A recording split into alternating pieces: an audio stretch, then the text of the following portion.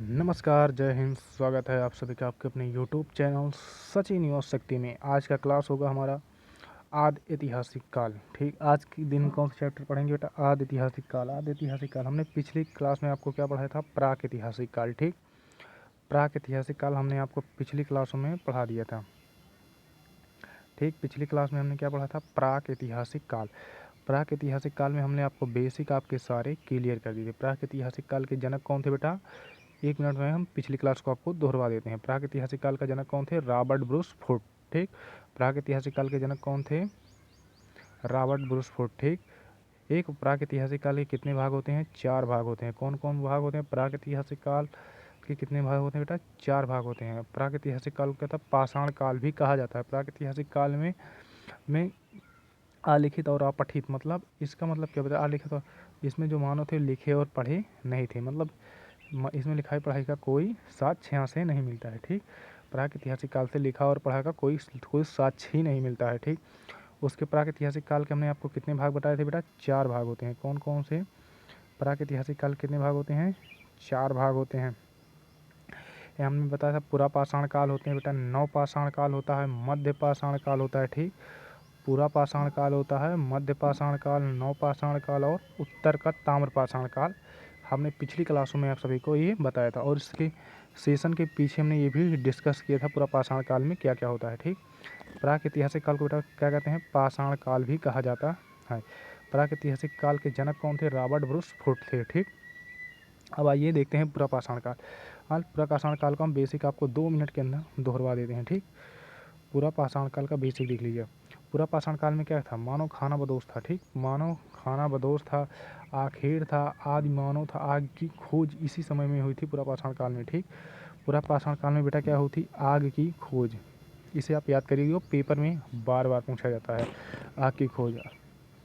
पूरा पाषाण काल में आग की खोज थी, मानव खाना बदोश था। मानव खाना बदोश था, आखेट करता था, शिकारी मतलब क्या? आखेट करना। आदि मानव था, आग की खोज हुई थी पूरा पाषाण काल। मध्य पाषाण काल में बेटा क्या था आपका? मध्य पाषाण में काल में 16 प्रकार के कार्यक्रम थे। अंत्योष्ठी कार्यक्रम था बेटा। ठीक, इसी में क्या था बेटा? अंत्योष्ठी कार्यक्रम था आपका। और इसी में और मैंने और क्या पढ़ाया था? मानव के हथियार थे जो वो क्या थे? छोटे थे। मानव के हथियार क्या थे? छोटे थे। ठीक, ये सब ये पिछली क्लास में हमने आपको बताया था। और नव पाषाण काल में क्या होता है बेटा? नव पाषाण काल में खेती था, आवास था, कुत्ता थे, पहिया थे, मनका, घड़ा। हाँ, नव पाषाण काल में क्या था? खेती, आवास, कुत्ता, पहिया, मनका और घड़ा। ये सब बेटा किस काल में आए थे? नव पाषाण काल में। नव पाषाण काल में मानव ने खेती करना भी सीख लिया था। और खेती में किस चीज़ की खेती की थी सबसे पहले मानव ने? जौ और गेहूं की खेती की थी। जौ और गेहूं की खेती कब की थी? 7000 ईसा पूर्व में जौ की और गेहूं की खेती की। कहाँ पे किया था? पाकिस्तान के मेहरगढ़ जिले में। जौ और खेती की जो नव पाषाण काल में हुई थी, कहाँ पे किया था? पाकिस्तान के मेहरगढ़ जिले में। ठीक, और पाकिस्तान के मेहरगढ़ जिले में किया था। मैंने क्या होता था? किन पहाड़ों के बीच थे? सुलेमान और किरथर पहाड़ों के बीच इन्होंने जो खेती किया था। और क्या होता था? हमने आपको उत्तर पाषाण काल में क्या होता है? तांबा। ठीक, उत्तर पाषाण को हम क्या कहते हैं? इसे ताम्र पाषाण भी कहा जाता है। ठीक, उत्तर पाषाण को हम क्या कहते हैं? ताम्र पाषाण भी कहते हैं। इसमें मानव ने तांबा नामक धातु की खोज किया था। ठीक, हमने पिछली क्लास में आपको इतना बताया था। और जो चावल, हाँ बेटा, चावल इलाहाबाद के कोल्ड्रीवा नामक ज़िले से मिले थे। चावल कहाँ से मिला था? इलाहाबाद के कोल्ड्रीवा नामक गांव से चावल मिला था हमें। ठीक, कोल्ड्रीवा नामक ज़िले से चावल मिला था। आइए चलते हैं आज हम अपने टॉपिक पे। ठीक, आज का टॉपिक है हमारा आदि ऐतिहासिक काल। आदि ऐतिहासिक काल में होता क्या है? मैंने आप सभी लोग इसको पढ़िए और बताइए। आदि ऐतिहासिक काल मैंने बताया था। आदि ऐतिहासिक काल के जनक कौन थे बेटा? Marshall, John Marshall. इनके जनक कौन थे बेटा? John Marshall. आदि ऐतिहासिक काल के जनक कौन थे? John Marshall. ठीक, आदि ऐतिहासिक काल के जनक कौन थे? John Marshall. ठीक, आप लोग इतना जानेंगे। बेटा इनका नामकरण भी कौन किया था? John Marshall. ठीक, आदि ऐतिहासिक काल में जो मानव का आदि ऐतिहासिक काल आकार इसका कैसा था बेटा? त्रिभुजाकार। आदि ऐतिहासिक काल का जो आकार भी होता क्या? त्रिभुजाकार था। और आदि ऐतिहासिक काल में किस प्रकार के साक्ष्य मिलते बेटा? इसमें मानव ने लिखा था। मानो इसमें लिखित, इसमें क्या मिलते हैं, आदि ऐतिहासिक काल में लिखित साक्ष्य मिलते हैं लेकिन उन्हें पढ़ा नहीं जाता। जैसे कुछ बच्चे होते हैं ना, उनकी राइटिंग कुछ इतनी खतरनाक होती है, इस प्रकार लिखते हैं कि उसे पढ़ा ही नहीं जा सकता। ठीक बच्चों, कुछ बच्चे होते हैं उनकी राइटिंग इतनी खतरनाक होती है, राइटिंग को पढ़ ही नहीं पाते हैं आप लोग। उसी को इस प्रकार के हमारे आदि ऐतिहासिक काल में था। ठीक, आदि ऐतिहासिक काल में हमारा इस प्रकार था। इसमें बेटा आदि ऐतिहासिक काल में एक और एक चीज़, सिंधु सभ्यता थी। आदि ऐतिहासिक काल में एक चीज़ और आ गया था बेटा, सिंधु सभ्यता किसमें आई थी? आदि सिंधु नदी, आदि ऐतिहासिक काल में जो भी गांव और नगर बसे थे ना, वो कहाँ पे बसे थे? सिंधु नदी के किनारे, सिंधु नदी के किनारे, इसलिए यहाँ से सिंधु सभ्यता इसका नाम पड़ा था। ठीक ठीक, सिंधु सभ्यता भी कहा जाता है। सिंधु सभ्यता कितने कितने हैं? 13 लाख किलोमीटर बेटा सिंधु सभ्यता है। कितनी दूर तक थी? 13 लाख। जो हमारी सिंधु सभ्यता थी वो बेटा कितना थी? 13 लाख किलोमीटर स्क्वायर। ठीक, सिंधु सभ्यता हमारी थी 13 लाख किलोमीटर स्क्वायर फैला हुआ था इसका। हाँ, इसमें लगभग शहर कितने थे? 200 से 300 शहर लगभग थे। ठीक बेटा, इसमें शहर कितने थे? 200 से 300 शहर थे। ठीक, अब आइए सिंधु सभ्यता के बारे में थोड़ा हम आपको और विशेष रूप से जानकारी देते हैं। ठीक, सिंधु सभ्यता के बारे में थोड़ा और आपको हम जानकारी दे देते हैं। ठीक, सिंधु सभ्यता में ठीक इतना तो था इसमें सिंधु सभ्यता में। ठीक बेटा, अब इसमें आप देखिए सिंधु सभ्यता ये तो थी, अब इसकी भी कुछ अलग अलग अपने अपने पोर्शन में आए। ठीक, अपना अपना एक अलग अलग प्रमाण बताया गया था सिंधु सभ्यता में।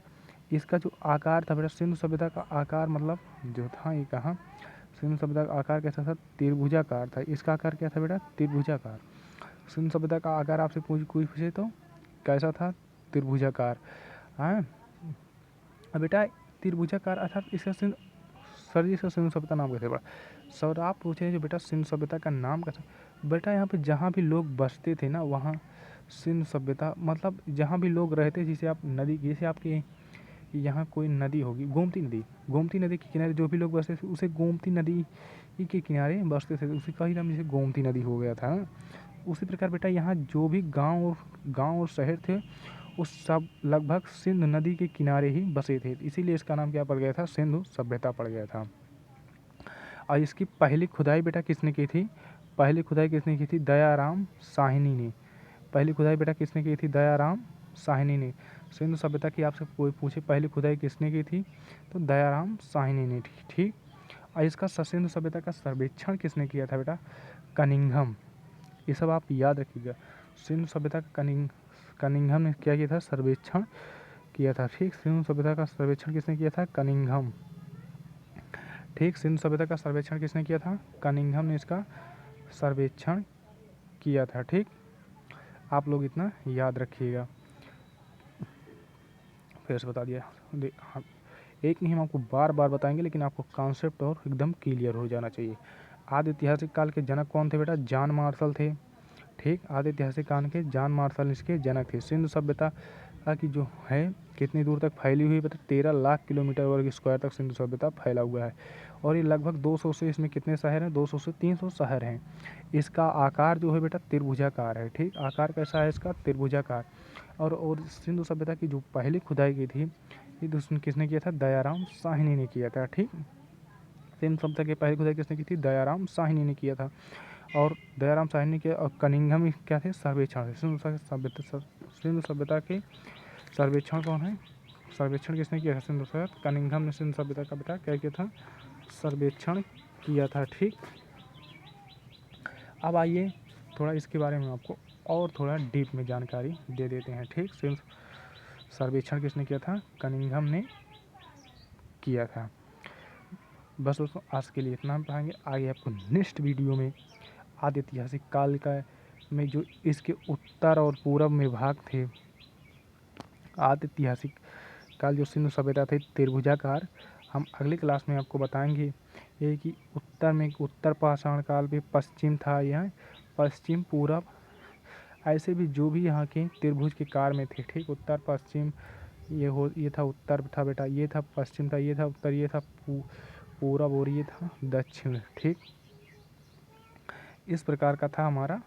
ये हम बताएंगे अगली क्लास में आपको। यहाँ उत्तर में कौन सा शहर था, ठीक, जैसे कि उत्तर में कौन सा शहर था, मांडा शहर था बेटा। पश्चिम में कौन सा शहर था, पश्चिम में कौन सा शहर था, सूटका गेंडोर था, ठीक। पश्चिम में कौन सा शहर था, सूटका गेंडोर, गेंडोर, ठीक। अब पूरब में कौन था, आलमगीर, ठीक। पूरब में कौन था, आलमगीर। दक्षिण में डैमा बांध। हम ये सब बताएंगे अगली क्लास में, किस नदी के किनारे बसे हुए थे। अगली क्लास का टॉपिक हमारा इसी पे होगा। आइए मिलते हैं आपको नेक्स्ट वीडियो में। जय हिंद, वंदे मातरम।